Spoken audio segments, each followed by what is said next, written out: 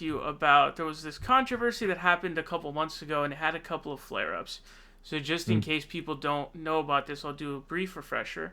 Um, ContraPoints had sent out a tweet that basically she was not a fan of her friend group or whoever she's with going around and saying their pronouns because it's just too much for her or something, and people took that as her being throwing non-binary people under the bus. I did see you voice your opinion on this matter, so and she ended up like leaving Twitter and then coming back, and then she's now left for what she has said is good. So, Yeah. go ahead and jump in and just throw out what your thoughts are on that. I mean, I agree to the extent that was what she said publicly the most inclusive thing that somebody who's a member of the LGBTQ community could say? No, obviously not. But is that the greatest sin that she could have committed? Obviously, ContraPoints doesn't hate non-binary people. Obviously, she doesn't have anything against non-binary people.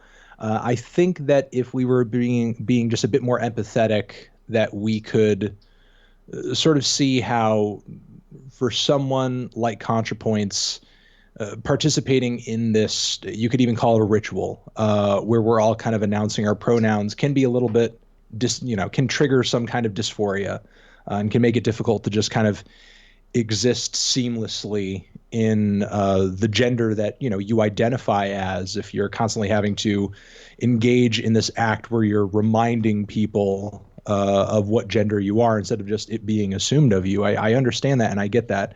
Um, but as tone deaf as that slightly may have been, stating that on her platform in the way that she did, because maybe that was more of a conversation with friends kind of conversation, or an internal thought more than it was an external thought that I'm going to put out onto my platform that I have built on the back of, sort of making political and philosophical statements in the name of LGBTQ and a host of other things that lefty politics people, care about and get behind, and so on and so forth. Um, while maybe it wasn't the best move in the world, I don't think it was really worth kind of scorching the earth and just kind of making it difficult for her to exist online. Um, and basically silencing, not entirely, because obviously she's still doing YouTube and she's still engaging in the online space, but making social media a hostile place for her to just exist and be, I don't think is strategically the best move for people on the left to make, no matter what you identify as. Whether you're non-binary or trans, or even just, a cis person, a cis straight person, or a cis gay person. It's a bad move, because ContraPoints, her voice carries weight. She has a track record of converting people from more identitarian right-wing thought patterns, and having her functioning online, even with this statement that she said, which in person she probably could have, conversed with someone about, and sort of been convinced into a more inclusive position. Instead of going in that direction, it just kind of seems like people in her community turned against her, and now we're kind of one voice shorter in the online space. And I think that that's a sad thing. I mean, as much as I may disagree with other people who are on the left, and I don't claim to speak from the same position as someone like ContraPoints or anybody else who's in a community, or has an identity that typically is marginalized. But there are people on the left who I disagree with quite a bit on lots of things. But and sometimes those things come out in a very public way, on Twitter or in other spaces. And as much as I may disagree on some stuff, and I can't think of an example off the top of my head, but still, I'm not trying to like scorch the earth, because, and I don't think other people should be as well, um, because having that person still functioning and still doing their thing, to the degree that they're doing it well, adds more value, adds a surplus of value. It's basically a utilitarian decision being made here. I'm trying to think of, one example that I could think of was, wasn't it Ilhan Omar that didn't want to, in a recent vote, she just sort of didn't want to, use aid to strong arm Turkey into, making some kind of a humanitarian decision or something. I'm trying to There was recall. are you talking about like the recognizing of the I think it was the Armenian genocide? Is that what you're Yeah, talking yeah, about? yeah. Yes, yes, Yeah. yes, yes, yes. She voted And she, present, I think. yeah, she voted president. She didn't vote, for or against it or anything. And she had a statement about how she's not, essentially, um, supportive of that. And I could think of, let's say also, Ayanna Pressley. She recently endorsed Elizabeth Warren. She's the only member of the squad that didn't endorse Bernie Sanders. Now, Ayanna Pressley has never been like the most radical member of the squad, and obviously she is a part of the whole Massachusetts politics machine in a way. Yeah. So you have to kind of endorse, Warren. But still, as much as I disagree with that decision, with Ilhan Omar's decision, like they add so much more value with my support to the political conversation than just being completely abandoned or disavowed, because they have so much more potential going forward to do so much more good than they've done already. To just sort of totally burn this bridge over one decision, over one choice that to me isn't like a straw that should break the camel's back. So so my second question was actually just going to be, and you kind of already answered it, was just about the response. And like, it seems that you don't think that the response was warranted for what she said.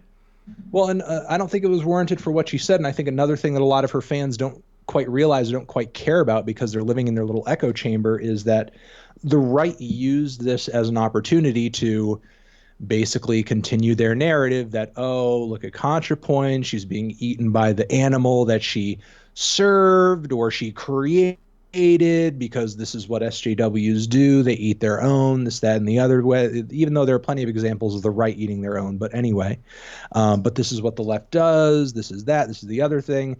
And again, it just sort of allowed them to continue that narrative. And all that really we got out of it was maybe some people who were angry at ContraPoints over the statement got to just go, hey, hey, hey, that fucking bitch, fuck her, or whatever. She said that thing that, is this phobic or that phobic, or I fucking hate her. Da, da, da, da. And I mean, look, I mean, I guess maybe that made you feel good, but you hurt the overall movement by engaging in what you engaged in. Because again, we're one less voice to convert other people. We're one less voice to spread these ideas and concepts and convincing arguments on things like issues in the Twitter space.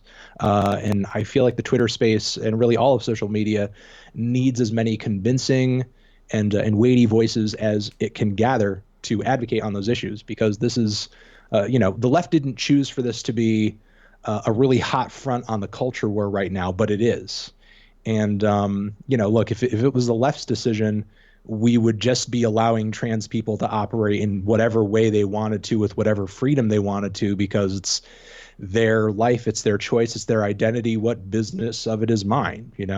I feel like trans issues are certainly medical and should be taken care of in the same way that anything else would under a Medicare for all system.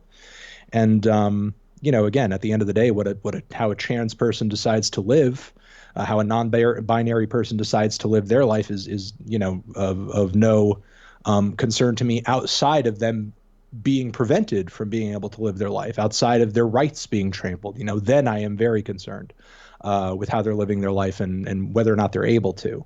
But for whatever reason, the right has decided to make this a linchpin type conversation in the same way that gay marriage and gay rights were during the George Bush years, and during the Gore and Kerry elections and so on and so forth. So it's unfortunate that we have to sort of fight this fight right now and sort of fight this part of the culture war, because it has become such a hot button topic for the right wing. And again, I think we need as many voices on this as we can possibly get.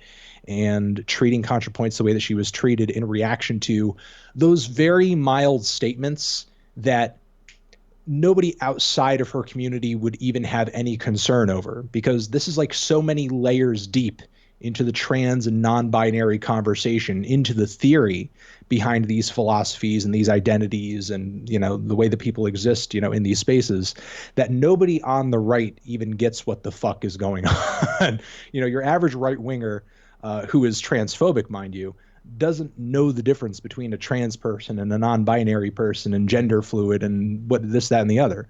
They have no clue, and they don't care. To them, it's all just one thing they should be afraid of. They think of trans women in sports. They think of trans women in bathrooms. They think of all these weird, stupid, fucking scenarios that cause them to have these lizard brain type reactions that really just like affect so few people and don't really kind of play out in reality in the way that they try to make it out to in their terrible arguments.